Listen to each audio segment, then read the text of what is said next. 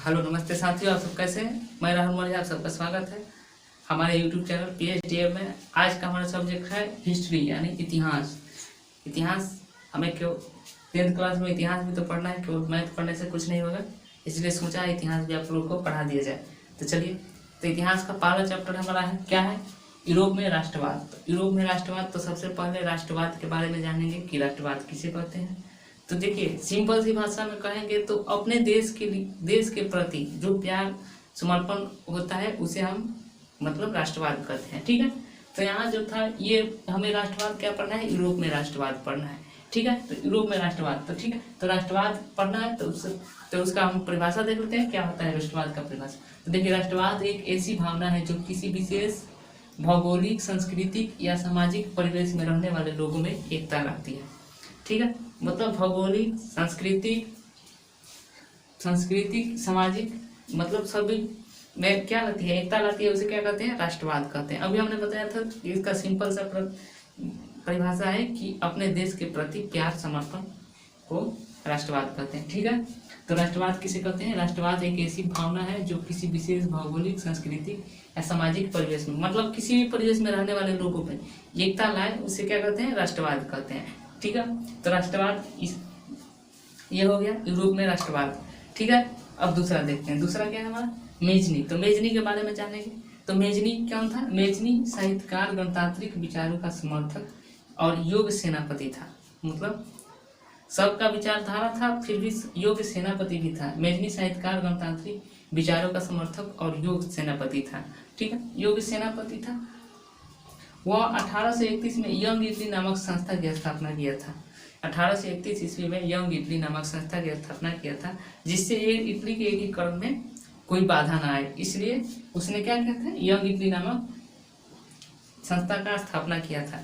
ठीक है, कितना में किया था, ये आपका एक ऑब्जेक्टिव हो जाएगा यहाँ से। 1831 ईस्वी में 1831 ईस्वी में उसने किस संस्था का स्थापना किया था, ऐसे हो सकता है मेजनी ने किस संस्था की स्थापना 1831 ईस्वी में किया था, या यंग इटली नामक संस्था की स्थापना कब हुई थी, तो 1831 में, और 1800 यंग इटली नामक संस्था की स्थापना हुई थी। ठीक है, अब देखिए आगे देखते हैं। देखिए, जर्मनी के एकीकरण की बधाई। जब जर्मनी का एकीकरण, पहले भारत भी हमारा क्या था, बहुत छोटे बड़े राज्यों में बटा गया था। जैसे मेवाड़ आज का हमारा राजस्थान बोलते हैं, वो हो गया, दिल्ली हो गया, सब अलग अलग था। तो उसको एकजुट करने के लिए चाणक्य ने क्या कसम खाई थी। ठीक है, उसके साथ चंद्रगुप्त मौर्य थे। ठीक है, वो कहानी आगे पढ़ेंगे। अब यहाँ ध्यान देखिए, जर्मनी के एकीकरण में भी सेम बाधाएं थी। वह करीब 300 छोटे बड़े राज्यों में बटा हुआ था। कितने, 300 छोटे बड़े राज्यों में विखंडित था या बटा हुआ था। तो देखिए, 300 राज्य को एक साथ मिलाने में बहुत समय लगता है। ठीक है, जैसे अब आगे देखते हैं। देखिए, जर्मनी के एकीकरण में, और देखिए जर्मनी में राजनीतिक, सामाजिक तथा धार्मिक विषमताएं मौजूद थी। मतलब सब लोग अलग अलग धर्म के रहते थे, तो उन लोगों की भी अलग डिमांड थी कि हम लोग इस धर्म के हैं तो हम लोग यहीं रहेंगे, या इसी हम लोगों का अलग राज्य होगा, जो भी होगा। ठीक है, तो 300 करीब छोटे बड़े राज्यों में विखंडित था। और दूसरा क्या था, जर्मनी की राजनीतिक, सामाजिक तथा धार्मिक विषमताएं मौजूद था।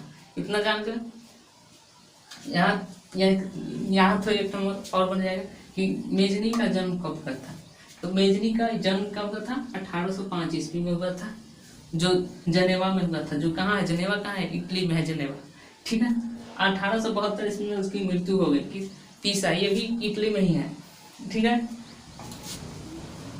दोनों इटली में है। तो इसका अब आगे देखते हैं। ठीक है, मेटरनिक युग। तो मेटरनिक क्या था, मेटरनिक जो था ऑस्ट्रेलिया का शासक था। क्या था, ऑस्ट्रेलिया का चांसलर था, जो भी था, ठीक है, चांसलर था। वह 1815 ईस्वी में वियना सम्मेलन की मेजबानी किया था। वियना सम्मेलन की मेजबानी किया था। ठीक है, सम्मेलन की मेजबानी किया था। इस सम्मेलन के बाद नेपोलियन युग का अंत तथा मेटरनिक युग का शुरुआत हुआ था। ठीक है, तो उस सम्मेलन के बाद जो मेटरनिक युग की शुरुआत हुई थी, उससे पहले कौन वहाँ का राजा कौन था, नेपोलियन था। नेपोलियन बहुत ही क्रूर शासक था। मतलब एकदम क्या बोलते हैं, आज के ज़माने में जो कोई भी उसका बात नहीं मानेगा, उसको, जैसे हमारे नॉर्थ कोरिया का जो है राजा कौन है, किम जोंग, उसी की तरह था।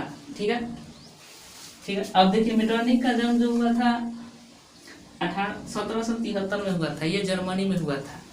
ठीक है, जर्मनी के एक छोटे से गांव में हुआ था उसका जन्म मेटरनिख का, और मृत्यु उसकी क्या हुई, ऑस्ट्रेलिया में हुई थी, 1859 में हुई थी। अब देखिए अब क्वेश्चन पूछते कि ये जो सम्मेलन किया था वह सम्मेलन 1815 ईस्वी में वियना सम्मेलन किया था, यह कब तक चला था? यह जब फ्रांसीसी क्रांति शुरू हुआ था। फ्रांसीसी क्रांति पढ़ेंगे, इसके जस्ट बाद आगे है 1848 की क्रांति। 1848 की क्रांति को ही फ्रांसीसी क्रांति कहते हैं। तो 1848 की फ्रांसीसी क्रांति तो 1815 से 1848 तक चला था। कब इसका युग, इसका शासनकाल इतना देर तक चला था। ठीक है, तो यहाँ तक चला था। चलिए, तो हम लोग कहाँ थे? तो हम लोग थे कि ऑस्ट्रेलिया 1848 की क्रांति, 1848 की क्रांति।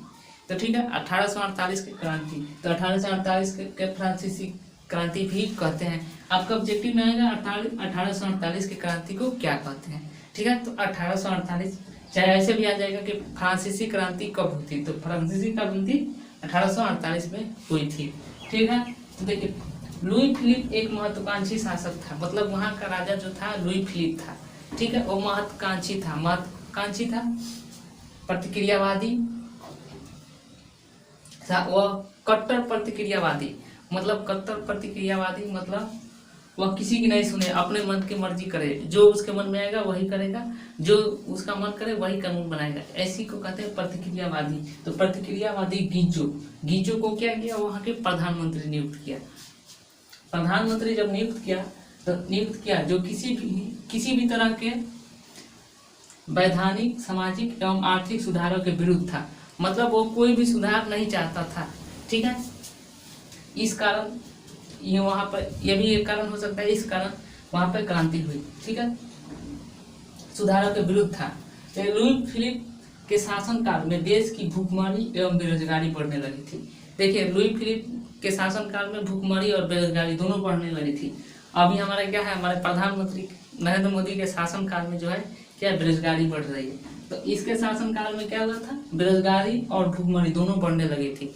ये कारण ये भी हो सकता है जिसके कारण क्या हुआ, इसका क्रांति शुरू हुआ देश में क्रांति कब होती है, यही होता है ना, जब हम लोग कुछ और चाहते हैं, कोई और आके कुछ और करना चाहते हैं। तो इसी तरह आगे देखिए।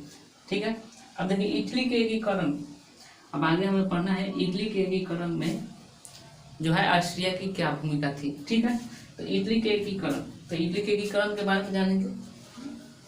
सीमा के विवाद के कारण, देखिए सीमा के विवाद हुआ था 1859 से 1860 तक। ऑस्ट्रेलिया और इटली के बीच युद्ध हुआ। युद्ध में फ्रांस ने इटली का समर्थन किया, मतलब युद्ध में क्या हुआ, फ्रांस ने इटली का समर्थन किया। इटली का समर्थन के फलतः ऑस्ट्रिया की हार हुई। इससे इटली के एकीकरण का रास्ता साफ हो गया, मतलब ऑस्ट्रिया उसमें हार गया, जिससे इटली का एकीकरण संभव हो पाया। तो इसलिए क्या इटली का एकीकरण हो गया।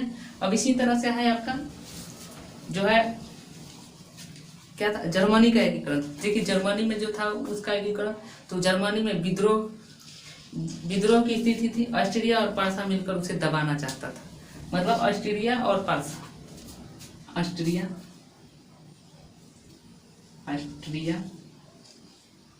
और कौन है, और प्रसा। ये प्रसा भी एक देश है जो मिलकर इसे दबाना चाहता था। ठीक, दबाना चाहते थे, मिलकर उसे दबाना। जर्मनी का एकीकरण प्रसा जो है खुद करना चाहता था। प्रसा जो है ये खुद अकेले अपने दम पर करना चाहता था।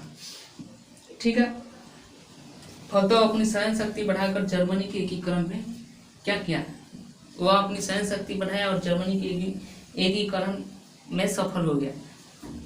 ठीक है, तो इसलिए इसमें देखिए ऑस्ट्रिया और फारसा दोनों आ रहा है, तो इसलिए इसके भी एकीकरण में क्या है, ऑस्ट्रिया की महत्वपूर्ण भूमिका थी। ठीक है, आज के लिए इतना ही, फिर मिलेंगे नेक्स्ट वीडियो में, तब तक के लिए जय हिंद।